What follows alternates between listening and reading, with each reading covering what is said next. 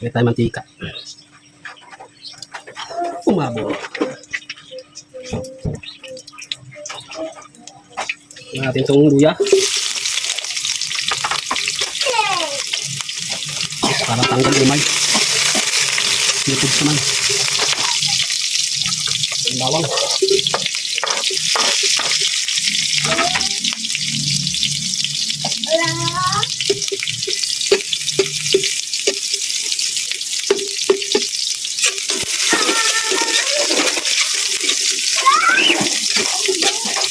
Huwag lang natin maigi yung ating mga aromatics.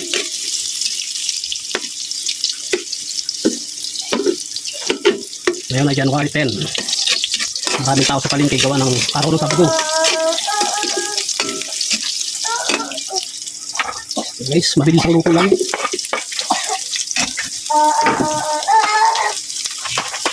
Sabi ko na rin yan.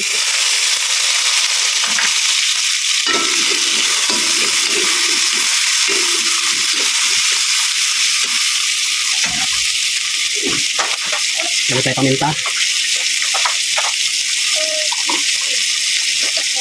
Bisin. Hindi tayo maglagay ng pampalak.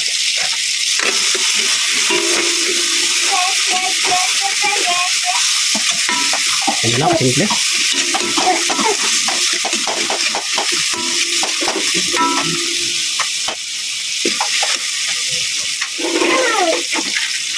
Lagyan na natin yung tao natin.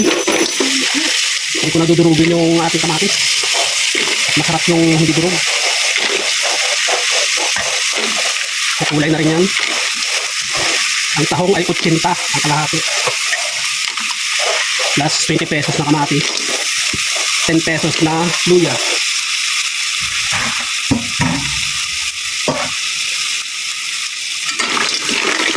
Sandaan, mahigit. Kahit ito, tanghalian.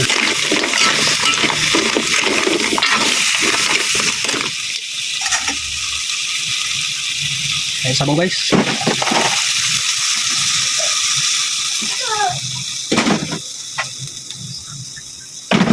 Yan, ang ating sabaw, kunti lang. Kung gano'ng karami sabaw para hindi mawala yung lasa ng ating tahong. Ayan tayo guys, lagay tayo ng kunting asin. At medyo ano na, tabang. Inubo yung aking bunso. Ayan. Tagpa tayo kunting asin. Tapos tayong bitchin guys.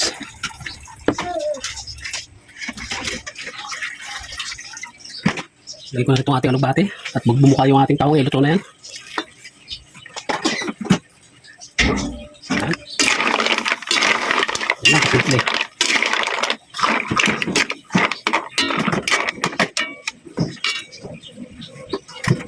Saktan mo natin saglit.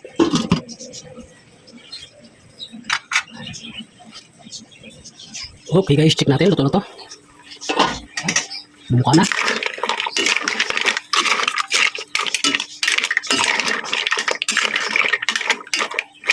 Ano ulam mo guys? Kamatis ang tahong. Check natin. Okay. Guys, maraming salamat. Kain tayo. Bye-bye.